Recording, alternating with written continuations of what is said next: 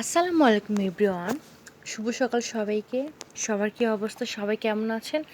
আশা করি সবাই ভালো আছেন। আলহামদুলিল্লাহ আমিও ভালো আছি। আল্লাহ শুকরিয়া। তো সবার কী অবস্থা? শীত তো চলে এসেছে। প্রকৃতিতে শীতের আগমনী বার্তা। প্রতিটা ঘরে ঘরে শীতের একটা আমেজ। তো আপনার কার কী অবস্থা? কে কোথায় ঘুরতে যাচ্ছেন, বেড়াতে যাচ্ছেন, সব কিছু শেয়ার করবেন। এই তো আমি আজকে রান্নাবান্না করার জন্য ভাত বসিয়ে দিয়েছি। ওইদিকে মাছ বের করেছি রান্না করার জন্য। প্রতিদিনকার আয়োজনের মতো এই তো রান্নাবান্না লাউ দিয়ে, চিংড়ি মাছ দিয়ে টাটকা টাটকা শীতের সবজি রান্না করলাম। পাশাপাশি এই তো এখানে মাছ বসিয়ে দিয়েছি, এই যে পাবদা মাছ। আর এটা হচ্ছে পোয়া মাছ। পোয়া মাছ ভুনা করব, একটু বসিয়ে দিয়েছি।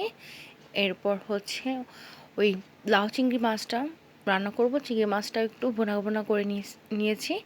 সব কিছু মিলিয়ে আর কি প্রতিদিনকার রান্নাবান্নার আয়োজন। আমাদের প্রতিটা ঘরে, প্রতিটা গৃহিণী আমরা কাজকর্ম করে থাকি। ব্যস্ততা থাকে আমাদের, নানান ধরনের ব্যস্ততা আমাদের ঘরে থাকে। তো আপনাদের কার কী অবস্থা? কে কেমন আছেন? বাসায় কে কী করলেন? কী রান্না করলেন? সবার কেমন ব্যস্ততা চলতেছে? শীতের আমেজ, কোথায় ঘুরতে যাবেন, কি কি প্ল্যান করেছেন?